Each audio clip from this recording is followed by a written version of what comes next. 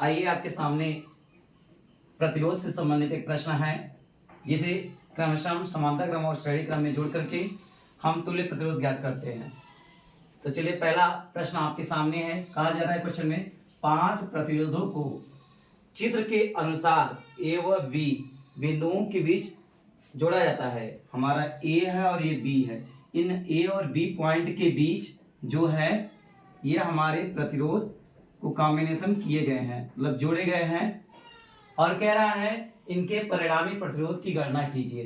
तो चलिए हम इस चित्र में देखते हैं हमारा परिणामी प्रतिरोध, जिसे तुल्य प्रतिरोध कहते हैं, यह हमें क्या प्राप्त होता है। तो पहले हमें परिपथ में देखना होता है कि किस प्रकार का यह परिपथ जुड़ा है। हम आपको पिछले वीडियो में पढ़ा चुके हैं कि प्रतिरोधों का संयोजन दो प्रकार से होता है। पहला होता है श्रेणी क्रम, पहला बताया था लोगों को श्रेणी क्रम। तो श्रेणी क्रम का जो होता है R इक्वल टू होता है R1 plus R2 plus R3 plus R4 dot dot, जो भी ऐसे लेना चाहते ले सकते हैं। और एक पढ़ाया था आपको समांतर क्रम। तो समांतर क्रम का फार्मूला होता है 1/r equal to 1/r1 plus 1/r2 plus 1/r3 plus 1/r4 plus dot dot, जो भी है ऐसे हम अनेक प्रतिरोध जोड़ सकते हैं।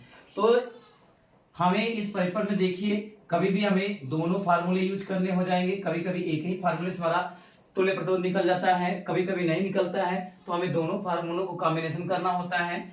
तो इसमें हम देख रहे हैं, हमारा जब भी कहीं भी हमें दो रेल की समान पटरियों की तरह कहीं भी दिखेगा, तो उसे हमें बस कुछ नहीं करना है, हमें उसे समांतर क्रम में जोड़ना है।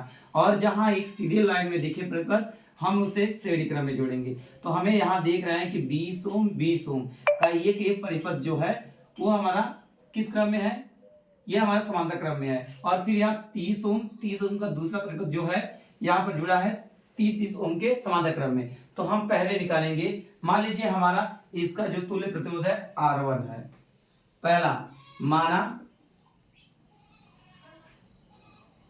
माना 20 ओम व 20 ओम के दोनों प्रतिरोधों का तुल्य प्रतिरोध R1 है। तब आप लगा देंगे समांतर क्रम के संयोजन से। तो समांतर क्रम के संयोजन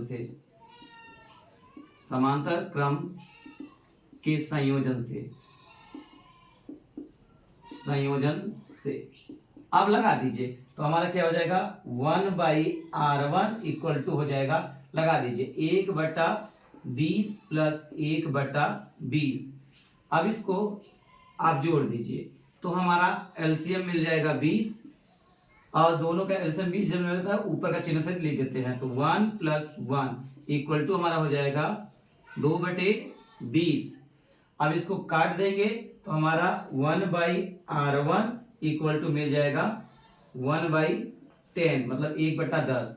जब हम इसको विपरीत करेंगे तो हमारा मान आ जाए क्या, R इक्वल टू हमारा हो जाएगा R1 इक्वल टू हो जाएगा 10 ओम। ये हमारा R1 निकल गया। अब दूसरा निकाल लेंगे। दूसरे कंडीशन में हम वही है कि 30 ओम व 30 ओम के दोनों प्रतिरोध समांतर क्रम में। तो हम लगा क्या देंगे, मान लीजिए समांतर क्रम में है, तब इनका तुल्य प्रतिरोध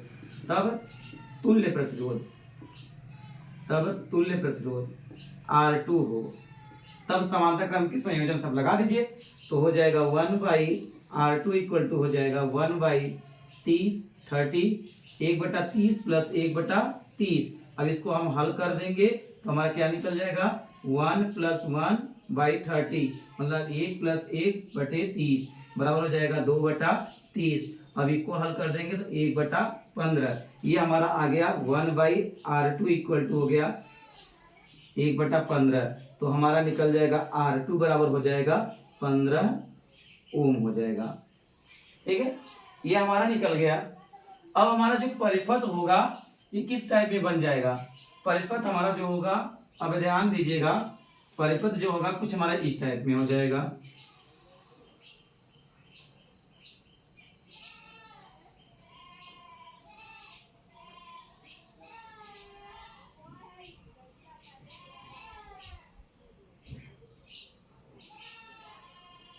अब हमारा परिपथ इस टाइप में हो जाएगा, ए और बी। अब देख रहे हैं ए और बी, अब ये सिरे से पूरे जो है एक सिरे से जुड़े हुए हैं, समांतर क्रम में नहीं है, क्योंकि ये लाइनअप जो है कहीं से डिवाइड नहीं हुई है। तो ये सारे सिरे क्या हो गए अब श्रेणी क्रम में। ये हमारा कितना निकला है, R1 कितना निकला है 10 ओम, तो यहाँ रख दीजिए 10 ओम।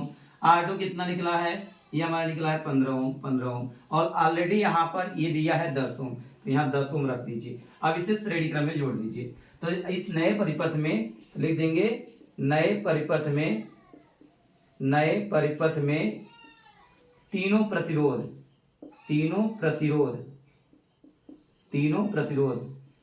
श्रेणी क्रम में है,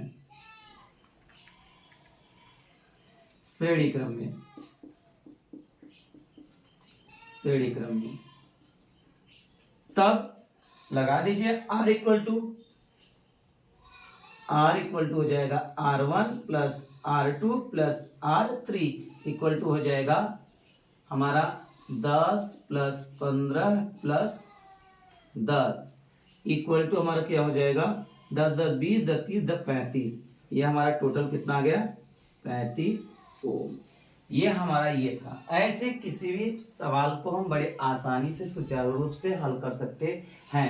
बस हमें यह परिपथ में ध्यान पूर्वक देखना है कि किसी किस समांतर क्रम में। कहीं भी देखिए यहाँ से परिपथ से चले तो हमारा ये परिपथ डिवाइड हो गया, फिर यहाँ भी चल रहे तो यहाँ भी डिवाइड हो गया।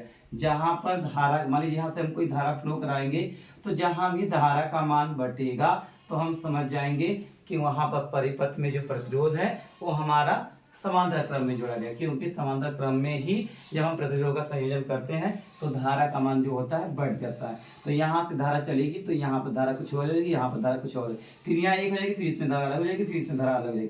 तो हमें ये और ये दोनों प्रतिरोध समांतर क्रम में दिखे तो हम समांतर क्रम में क्रमशः इसे जोड़ दिए हैं और हमारा तुल्य प्रतिरोध जो निकल गया है वो 35 ओम ए और बी के बीच में। चलिए, धन्यवाद।